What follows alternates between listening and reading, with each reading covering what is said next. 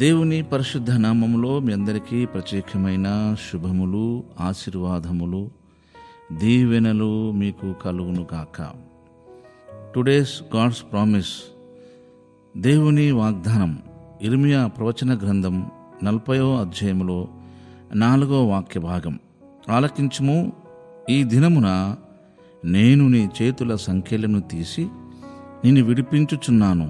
నాతో కూడా బబులోనుకు వచ్చుటకు మంచిదని నీకు తోచిన యెడల రమ్ము, నేను నిన్ను భద్రంగా కాపాడేదను. అయితే బబులోనునకు నాతో కూడా వచ్చుట మంచిది కాదని నీకు తోచిన యెడల రావద్దు. దేశమంతటా నీకేమీ అడ్డం లేదు. ఎక్కడికి వెళ్ళుట నీ దృష్టికి అనుకూలమో, ఎక్కడికి వెళ్ళుట మంచిదని నీకు తోచునో అక్కడికి వెళ్ళుము అని ఇర్మియా ప్రవక్తతో రాజదేహ సంరక్షకుల అధిపతి నెబుజరదాను మాట్లాడుతున్నాడు. రాజదేహ సంరక్షకుల అధిపతి నెబుజరదాను ఇశ్రాయేలునందరినీ కూడా చెరపట్టి బబులోను దేశానికి తీసుకొచ్చారు. ఇశ్రాయేలు చేసిన పాప భ్రష్టమైన పద్ధతిని బట్టి ఆ దేశంలో ప్రవక్త ఇర్మియా గారు దేవుని మాటలు ఎంత చెప్పినా ఏమాత్రం కూడా ఇశ్రాయేలు రాజైనను ఇశ్రాయేల్ ప్రజలైనను ఇర్మియా ద్వారా చెప్పబడిన దేవుని మాటలను ఏమాత్రము పట్టించుకోకుండా ఉన్నారు. దేవుడు ఇర్మియా ద్వారా హెచ్చరికను, గద్దింపును కూడా వారు విస్మరించారు.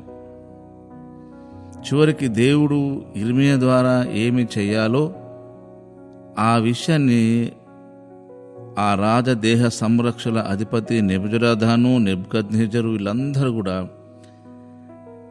యెరూషలేము మీద దాడి చేసి ఇశ్రాయేలునందరినీ కూడా చెరకు తీసుకొచ్చారు.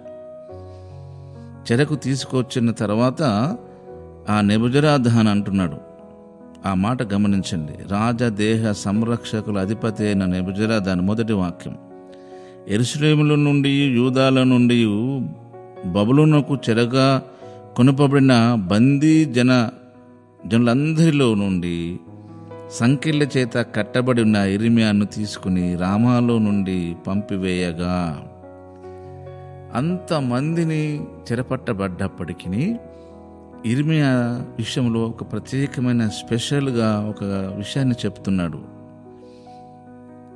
ఈ దినమున నేను నీ చేతుల సంఖ్యలను తీసి నిన్ను విడిపించుచున్నాను. ఇది సాదృశ్యంగా మన జీవితంలో మనకు కలిగే నష్టము, కష్టము, బాధ, ఇబ్బంది, ఆర్థిక సమస్యలు, అప్పుల బాధలు, అనారోగ్యం అనుకుందాం సాదృశ్యం.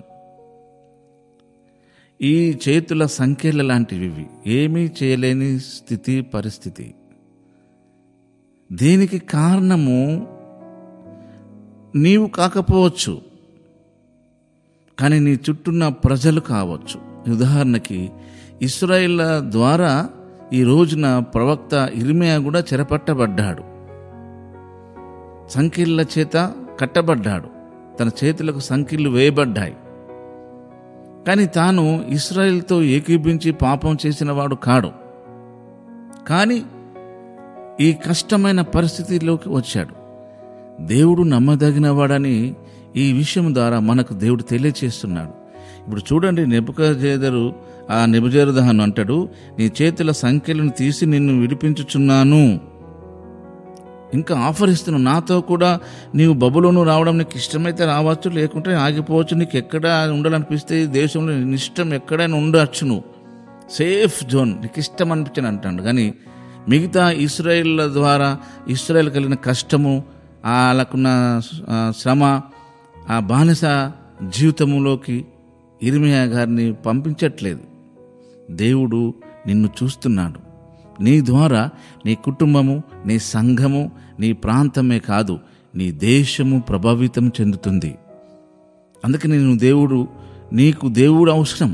ఇర్మియా గారు ఎంత కష్టమైన, నష్టమైన, బాధ అయినా, దుఃఖమైన భరించి దేవుని పక్షమున నిలబడి మాట్లాడాడు తప్ప రాజును ఇశ్రాయేల్ ప్రజలు సంతోషించేటట్లు ఎన్నడూ పలకలేదు. ఆ మాట మీరు గమనించండి. మీరు చదువు వచ్చిన వాళ్ళు, రక్షించబడ్డామని చెప్తున్న వాళ్ళు ఇర్మీయా గ్రంథం అంతా చక్కగా చదువుతూ ఉండండి, మీకు అర్థమవుతుంది. కనుక ఆయనకు తప్పు చేయకపోయినా ఈ రోజున తన చేతికి సంకెళ్ళు వేయబడ్డాయి, ఆ చేతి సంకెళ్లను విడిపించదను అంటున్నాడు. నీ విషయంలో కూడా నువ్వే తప్పు చేయకపోయినా, ఏ పాపము చేయకపోయినా, నీ భర్త ద్వారానో, నీ భార్య ద్వారానో, పిల్లల ద్వారానో, నీ బంధువుల ద్వారానో, స్నేహితుల ద్వారా, ఎవరి ద్వారానో ఒకరి ద్వారా నీ కలిగే ఇబ్బందిని దేవుడు చూస్తున్నాడు. నీకున్న ఆ ప్రాబ్లం నుంచి కూడా దేవుడు నిన్ను విడిపించునని ఈ వాక్యము, ఈ వాగ్దానము నీకు సాదృశ్యంగా చెప్పబడుతుంది. ఈ దినమున నీ చేతుల సంఖ్యలను తీసి నిన్ను విడిపించుచున్నాను. నువ్వే ప్రాబ్లంలు ఉన్నావో ఆ ప్రాబ్లంకు కారణమైన వాళ్ళను దేవుడు చూసుకుంటాడు తప్ప నీకు ఎలాంటి ప్రాబ్లం లేకుండా నీ చేతుల సంఖ్యలను విడిపించేటట్లు నిన్ను చాలా ఫ్రీడమ్గా నీకు సహాయపడతాడు. నీ రోగము, నీ ఆర్థిక సమస్యల నుంచి ఏదైనా సరే దానిని విడిపించి నీకు సహాయపడతాడు. కనుక మీరు ఎప్పటికైనా ఎన్నటికైనా దేవుని పక్షంగానే నిలబడడానికి ప్రయత్నం చేయండి, కమిట్మెంట్ చేసుకోండి. ఈ వాగ్దానము మనందరికీ, మన పిల్లల జీవితంలో నెరవేర్చబడును గాక. ఆమెన్. యేసయ్య, ఈ వాగ్దానం కొరకు స్తోత్రం. మీరు దీవించి ఆశీర్వదించమని యేసు నామములోనే ప్రార్థిస్తున్నాము తండ్రి.